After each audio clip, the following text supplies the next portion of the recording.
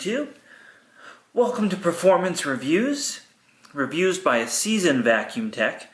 And today we're going to be looking at a very rare and in beautiful condition Kenmore vacuum.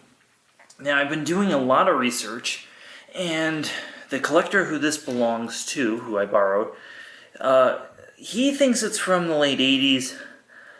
After doing a lot of research, I think this is like a 1990-1991. Seems to be where I can find in the Sears catalog. Now, something that sets this apart, there's two things that seem to set this thing apart. One in particular is the shape of the power nozzle, the full light. It doesn't have like the half-light power head that some of them had. The other is this hose. Now, some of them had like this button and stuff on it. This has on-off carpet, and then there's a 2-speed motor, just same as what you'd find in the TriStar at the time, actually, in there, or a filter queen. So what we have here is a really cool machine, and I say rare because I looked up the model number. I can't find a book. I can't find even a post on Vacuum Land. So, can't find anything about it other than I was able to find it in a Sears catalog. And this hose is not toast. And this vacuum was found at a thrift store like this, which is amazing. And if you're not already subscribed, go ahead and hit that subscribe button and definitely give this video a thumbs up. That helps us a lot. And consider following us on Patreon. So, let's get to the meat and potatoes. I want to show you what's here because this is just super cool. Other thing this vacuum was found with was a pair or 3 bags of the original vacuum bags.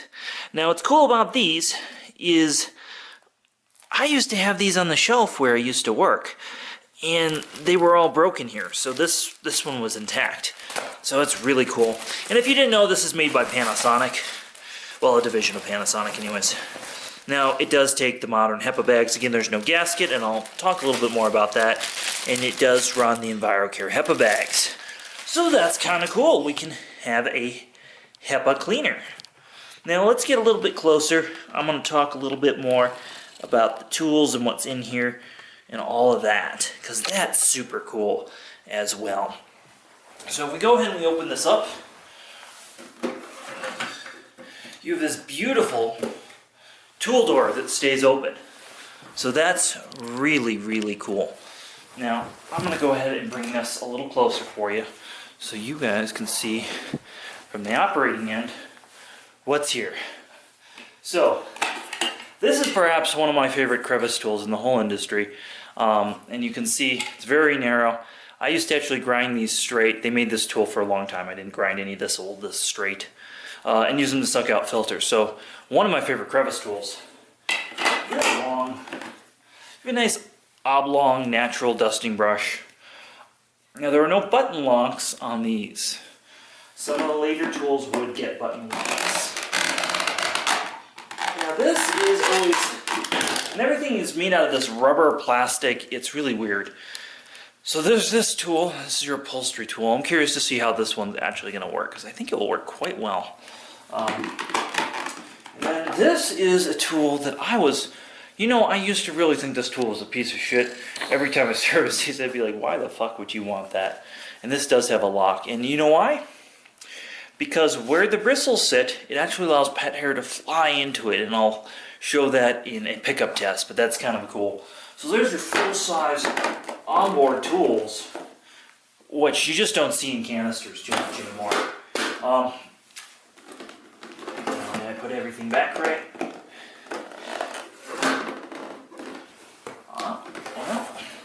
Apparently I'm having a little bit of trouble putting this back. Okay, that one goes 180 degrees the other way. So now we're going to show you you have a full bag check light, a cord rewind button for the cord. It's a little tired. And then we have our low and our high speed right there. So really, really cool there. Now when we open up the rest of this, again, if you're unfamiliar with one of these, this is a design that they would, just like Kirby, they'd kind of recycle this. This is pretty much the same up until Sears went out of business that they basically sold. Now the bag, you have to bend it to get it out. There's no gasket on the other side of this like the newer bag docks.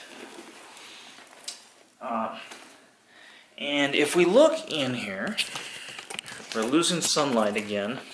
I'm always doing these videos kind of late. You can see the electrical cord right here for the controls, whole 110 volts. And then you see your filter here. It's really, it's so thin, there's nothing here. So this probably would have, it had a 1-layer paper bag, this probably would have been pretty bad in terms of filtration back in the day. It would have been on par with like a Hoover or something, but you know, if we take a look at some of the vacuums that had 2 or 3 or 4-layer vacuum bags back in the day, it's not that. That's so we're going to go ahead and put this back, and we're going to do a little bit of vacuuming, a little bit of a pickup test. Again, you can just see its pigtail. It just wouldn't fly today. Now the other thing that's a little bit weird is these would break. They use the same body, but not this exact same one. So I've actually seen a lot of these. But you just have this caster, and it's not, you can see it's kind of lazy, and they've always been like that. They're not really good. And the wheels, there's no bushings in any of this. This was before we really understood how to make things quite well in plastic. So this was kind of an interesting thing.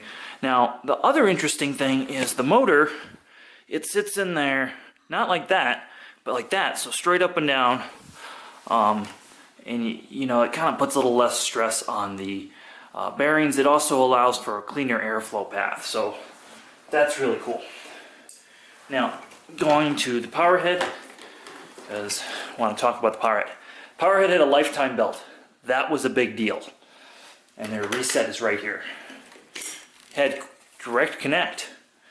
Now, what's odd about these Kenmore ones, it's not direct connect in the middle, and they really just did that for shipping so it could be in a smaller box.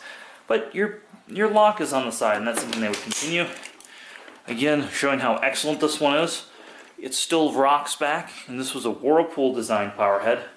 But you have this lever, and these are broken on almost every one I would see. Sometimes when I'd see these even on a Central Vac, brand new out of the box. Which they did make this nozzle for so many other vacuums. Royals, Central Vacs, newer Kenmores. I mean, this nozzle got a lot of life. And you have your height adjustment and all that right there. Then you just have wheels. Well, fuck me.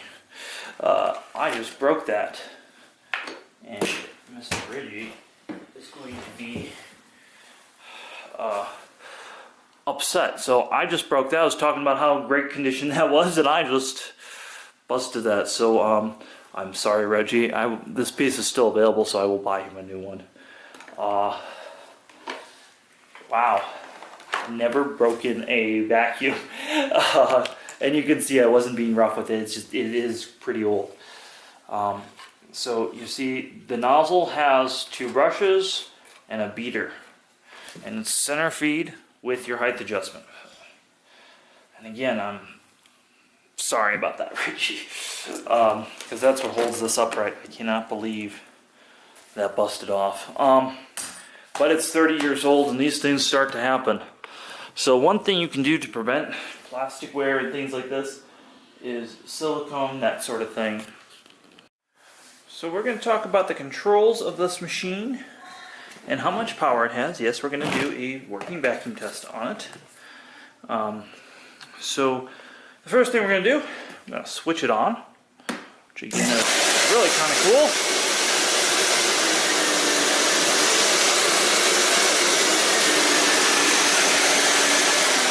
So that's how it turns on and off. Now we're going to zoom out a little bit, and you're going to get to see a working water lift or working vacuum test. Now you'll have to excuse the light. As you know, the sun is setting over here, and we have purple sunsets over here quite often. So I hope you all can see that. Turn that on.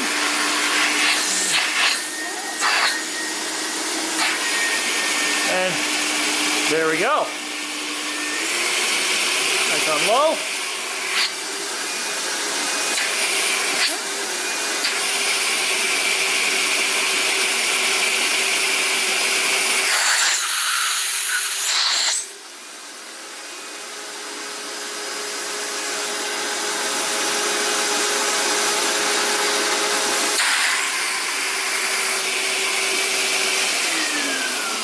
So again, that kind of shows how powerful this thing is. It's pretty darn powerful for being something from the 80s.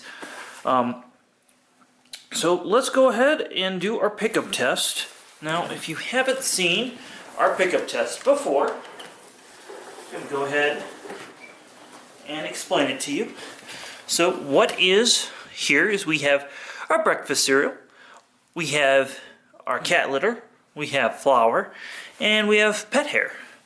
Now, as most of you know, I try to do this as consistently as possible, try to measure everything, and you're also going to get to see some point of view footage as well. I believe I'm the only vacuum channel that does it point of view footage on things, but I could be wrong. So let's see how it does.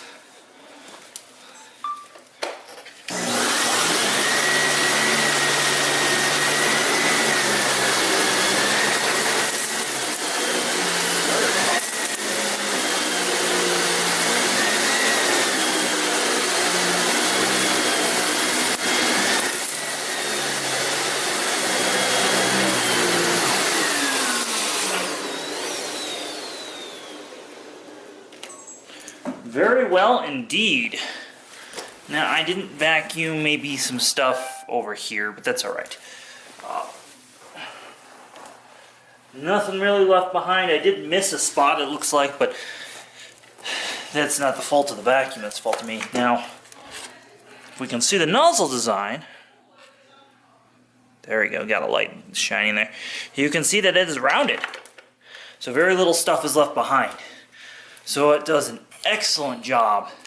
Now, because I missed a spot, I'm just going to go ahead and get that.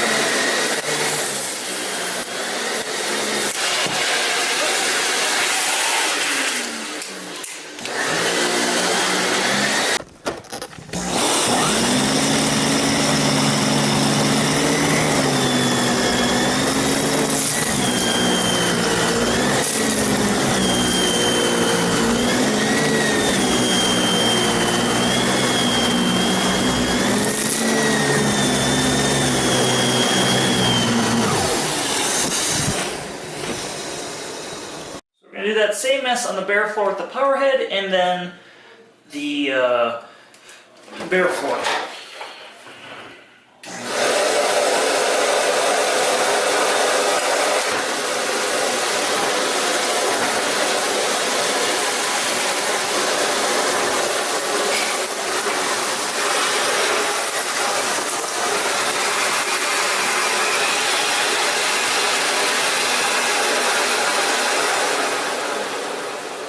Well, you can see that did amazingly well on everything, except for a little bit of flour on the edge. Now, there's really not anything that wasn't statically charged left in there, so you can see why this nozzle had such a long life. It's really a good nozzle.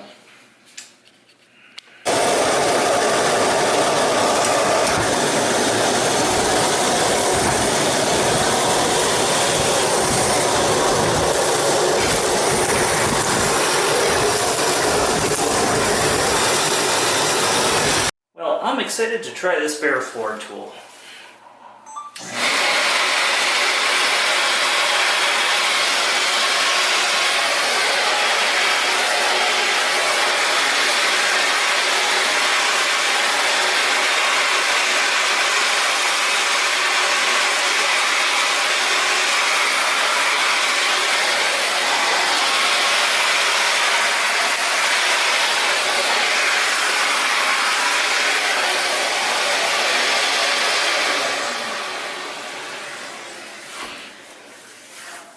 Ooh, I wasn't expecting that. There's a little bit of cat litter left. Everything else, it did wonderful on the fine dust and the pet hair. Like I said, this really allows stuff to kind of flow into here. This is very much like the SIBO bare floor tool and how stuff will just flow into here. But it's very, very narrow. In fact, when we compare this to the nozzle, you can see it's only about 2/3 the width of the nozzle.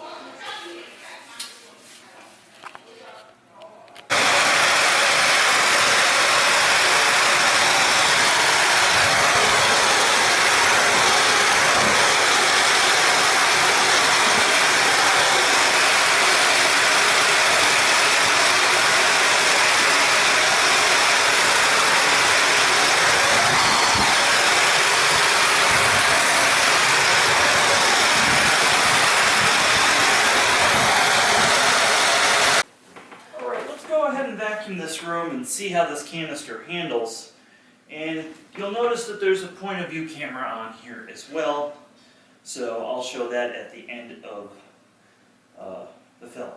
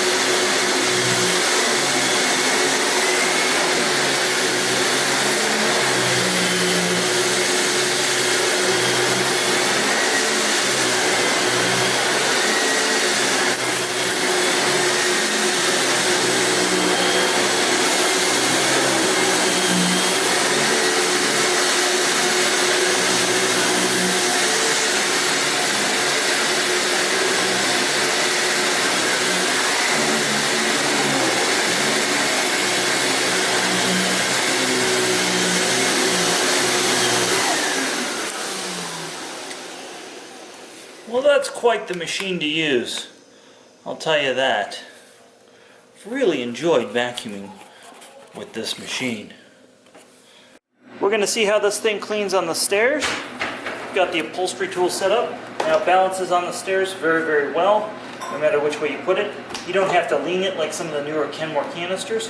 So we're just going to balance it right there, and we're going to turn her on.